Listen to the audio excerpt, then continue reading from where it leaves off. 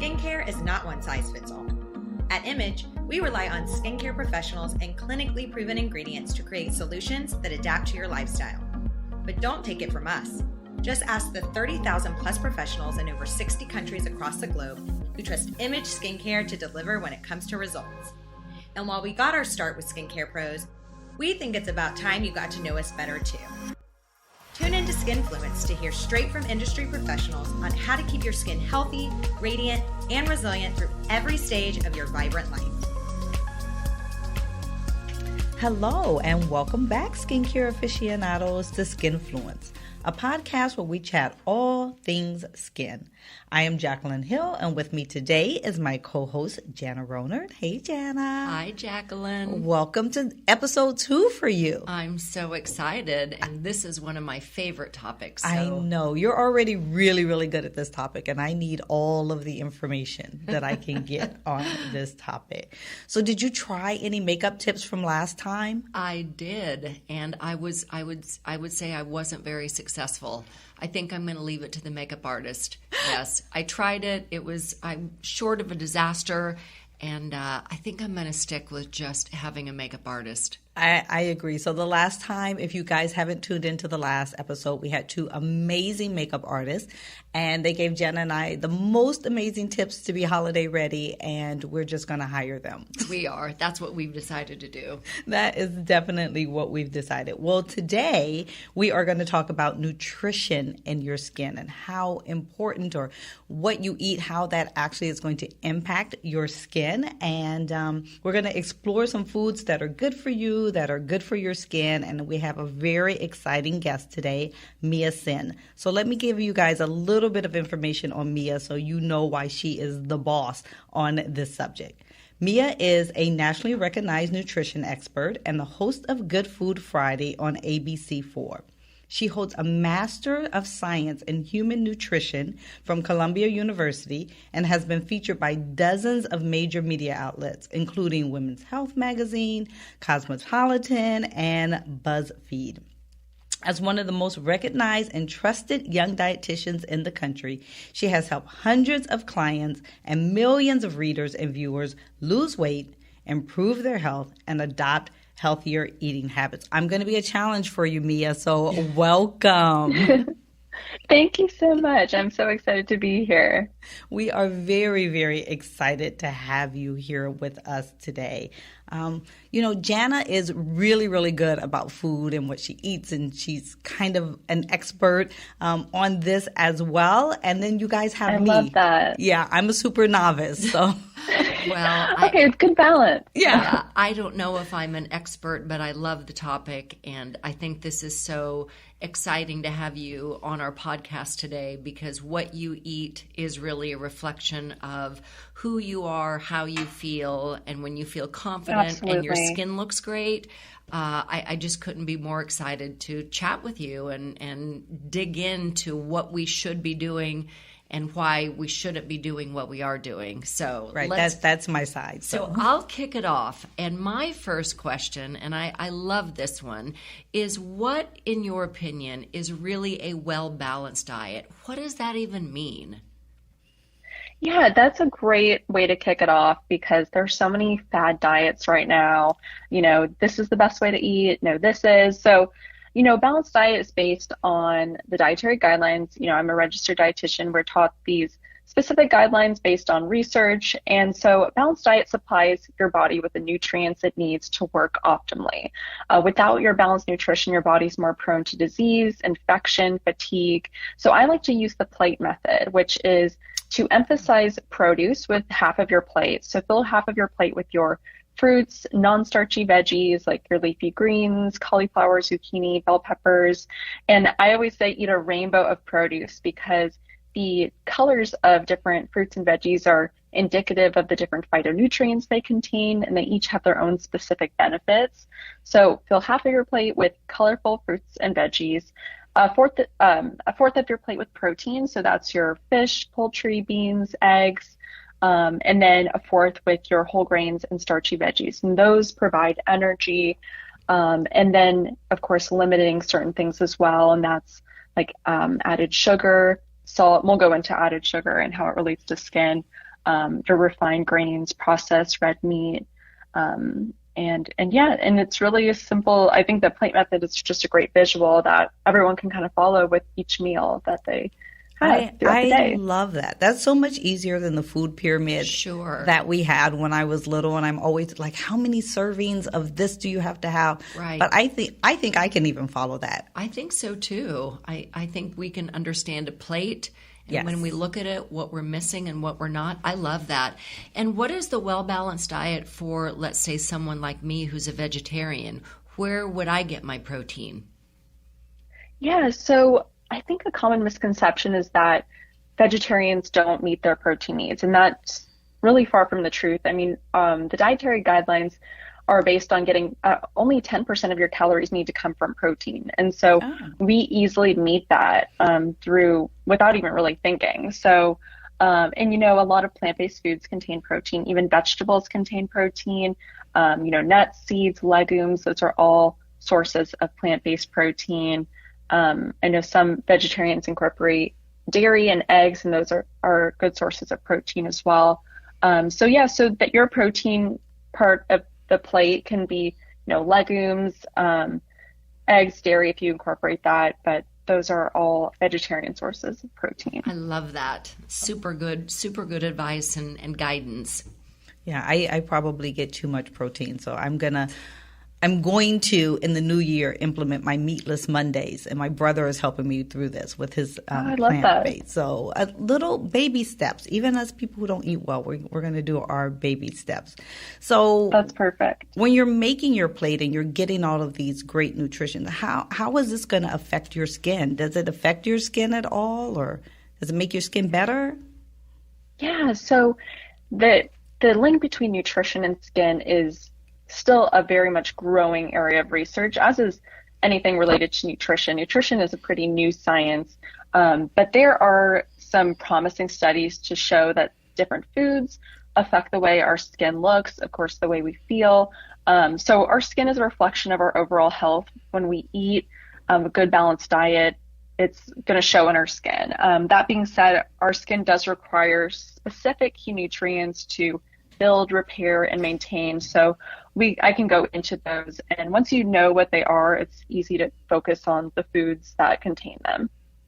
Yeah, I think that's probably pretty accurate, because I know when I eat bad, those things that aren't on that plate that you tell me, my skin tends to look very dull, very tired, very dry.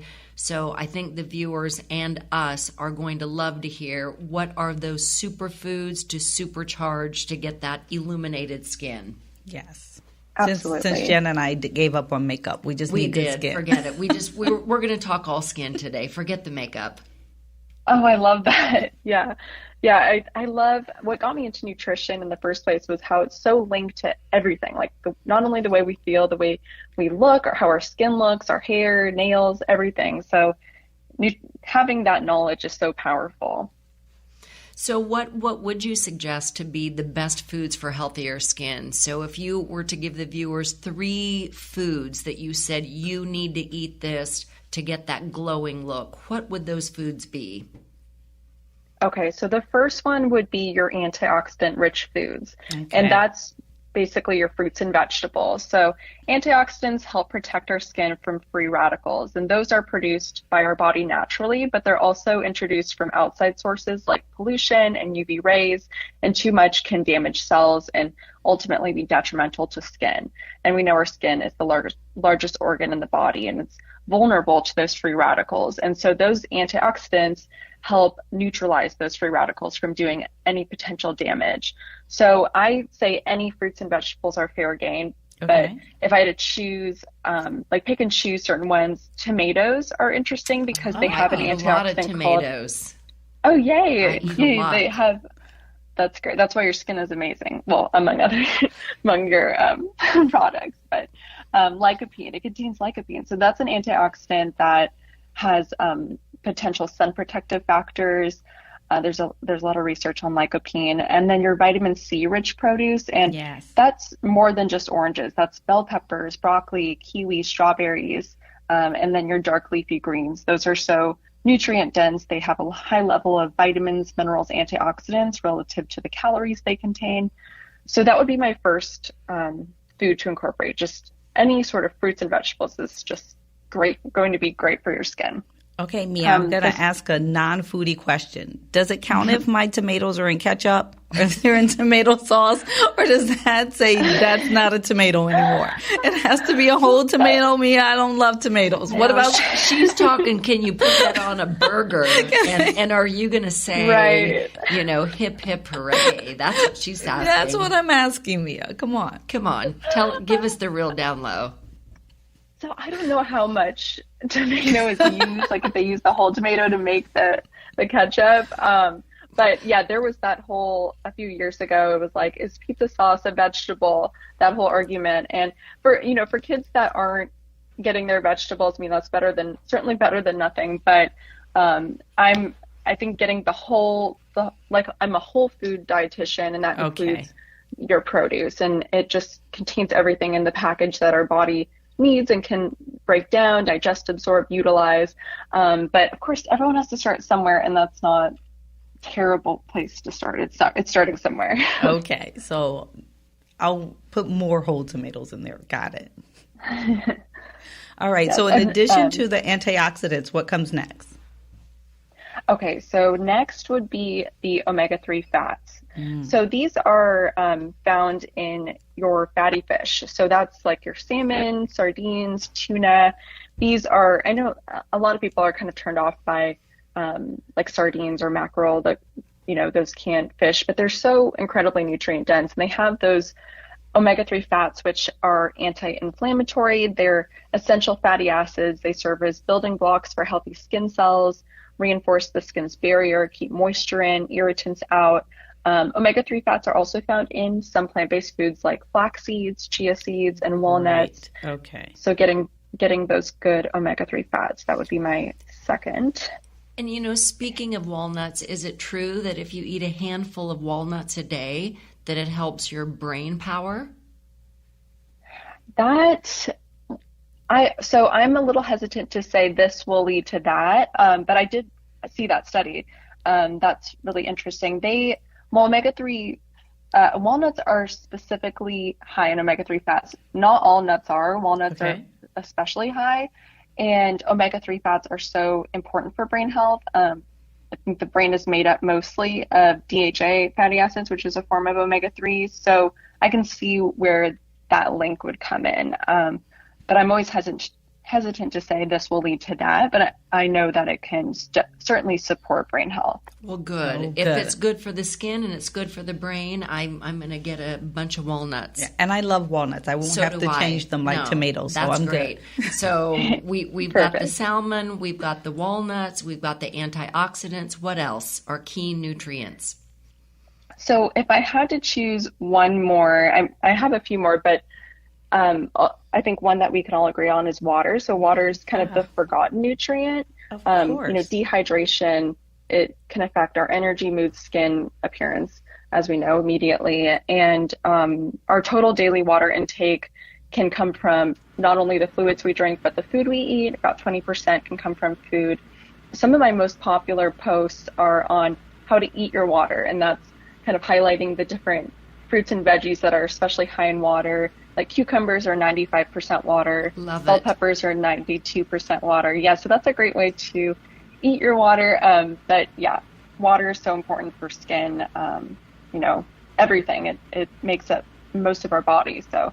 Well, I love that, because I will tell you, here at Image headquarters, we consume a lot of water. We consume a ton of water. We are.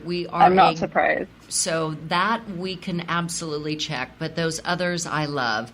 So let's kind of help even myself understand, how do you really read a food label? It's changed a lot. Some of the order has changed. What should we look for the things to avoid?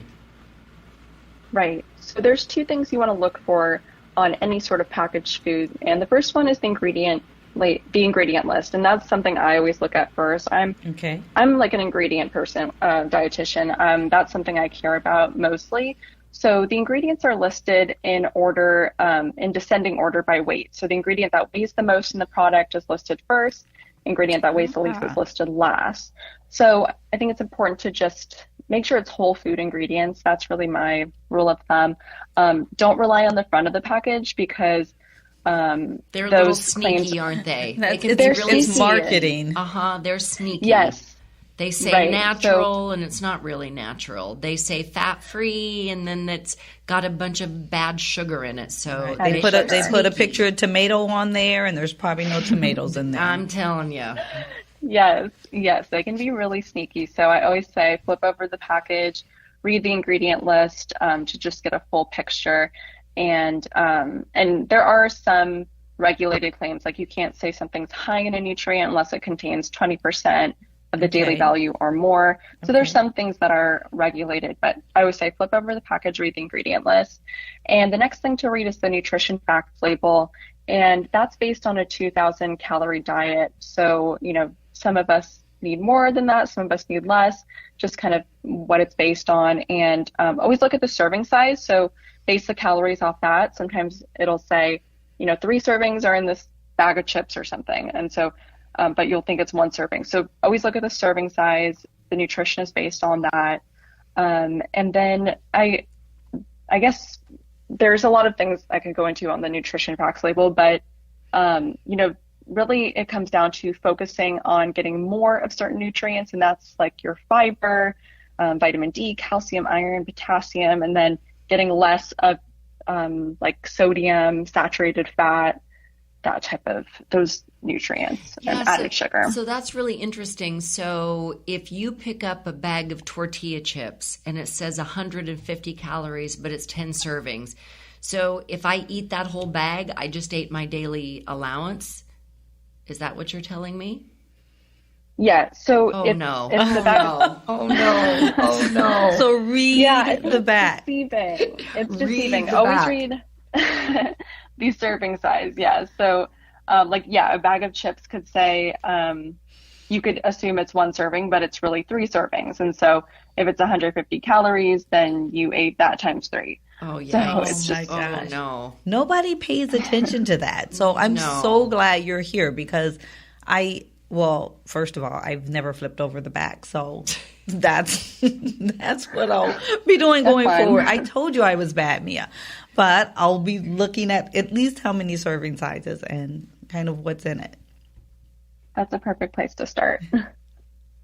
And you touched on a little earlier about all of these new diets, the keto, I don't know, how many are there, Jacqueline? There's so many. And they all are, you can't eat this and you can't do that. But they conflict with each other. They do. Then you don't know, can I eat this? Don't eat meat. Eat plants-based. Right. Yeah. Don't eat protein. If you have this kind of blood, you can eat this. If you have this different kind of blood type, you have to eat that. How do you navigate through all of those? I kind of just like the plate thing. I think the plate is good, but what is the keto and why are all these new diets coming out? Yes, it's definitely a crazy field to be in because every week there's something new. Like this is the perfect diet for you, and this is going to solve all your problems. And they overpromise. And as a dietitian, we're taught to go off of the dietary guidelines, which are based in research and preventing disease, promoting optimal health, longevity. So it just all goes back to what does the science say? And so I'm not an advocate for these fad diets. I guess I can touch a little on the popular ones. Keto is very low carbohydrate, high in fat, and we know that a high fat diet is linked to heart disease, also skin aging. Some research shows, and of course you want to focus on the good kind of fats too. So a lot of the keto diet includes a lot of dairy, which can be high in saturated fat, which is the fat we want to limit in excess for heart health. And so it can be detrimental in that respect. And also research shows that, carbohydrates are not bad for you. Carbohydrates are your whole grains, legumes, fruits, vegetables. those are like your nutritious carbohydrates, and those are linked to reduced risk of chronic disease. They provide vitamins, minerals, antioxidants. So on the keto diet, you're getting little to no carbohydrates, and so you're missing out on those nutritious foods. So it can be detrimental. I would say most dietitians are not very happy with the keto diet. Well, that's trend. good because That's good to know. I eat a lot of pasta, so I would be very unhappy if I had to give up my pasta. So absolutely no. Speaking of pasta and any food debates, what are some current trends of some food debates out there? Yeah, so the first one is carbs are bad for you.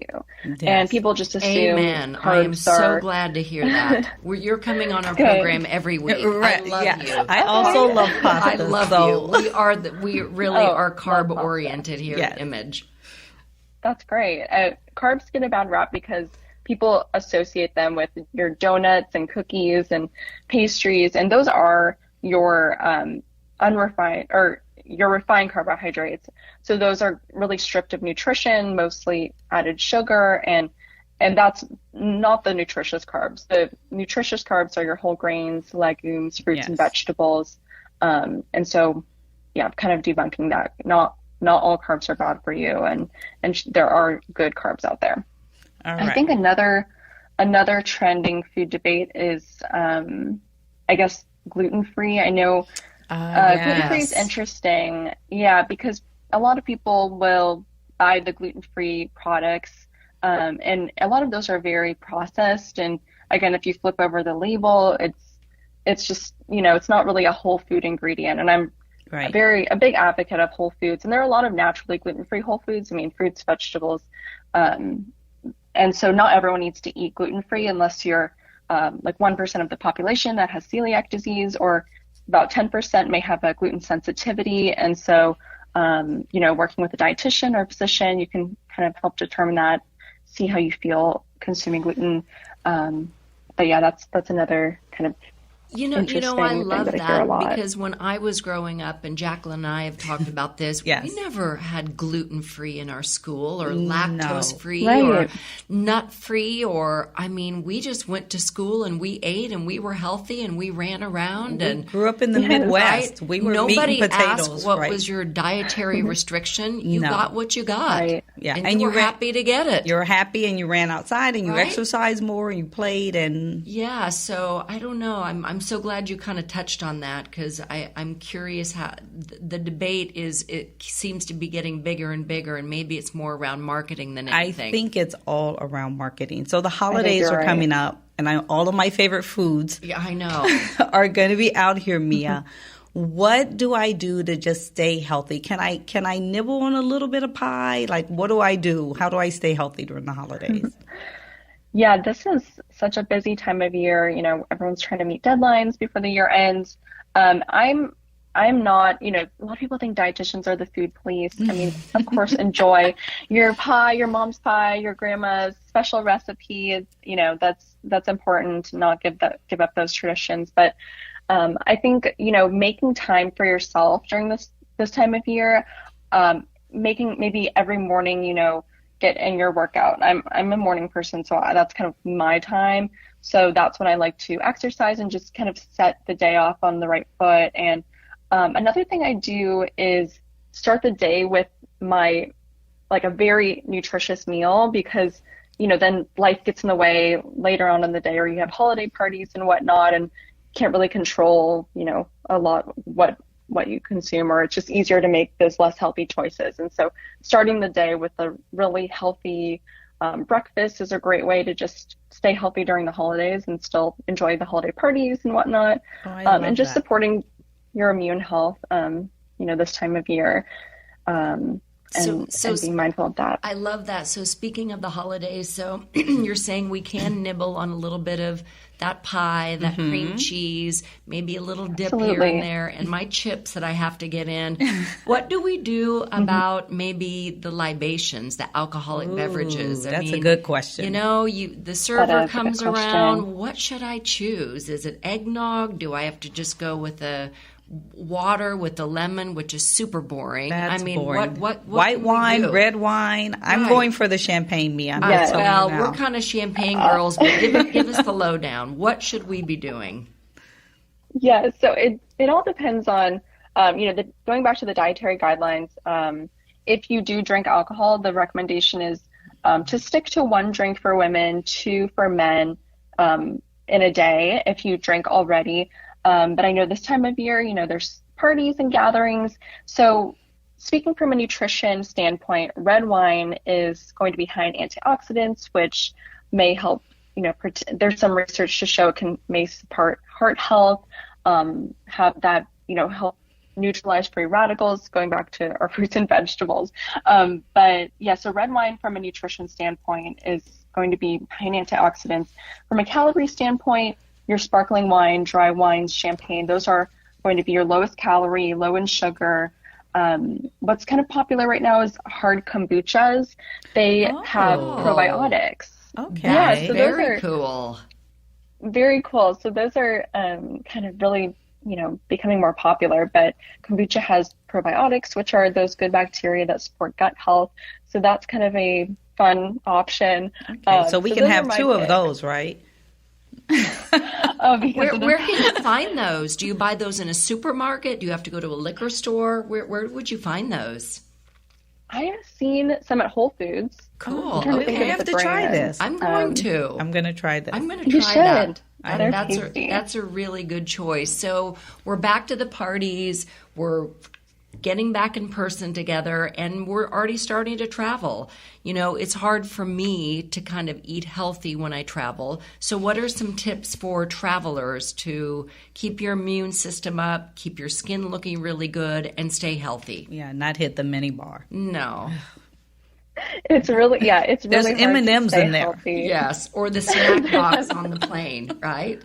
Right. Yeah. So number 1 tip is to hydrate, which is really easy to forget when you're traveling and you're on an airplane. But I recommend having a reusable water bottle. There's so many great, the airports I've been to have those stations where you can fill up your water bottle, which is great. You can just stay hydrated that way, prevent dehydration. The airplane is low humidity, so it's just really important to hydrate for your skin and just overall health, immunity.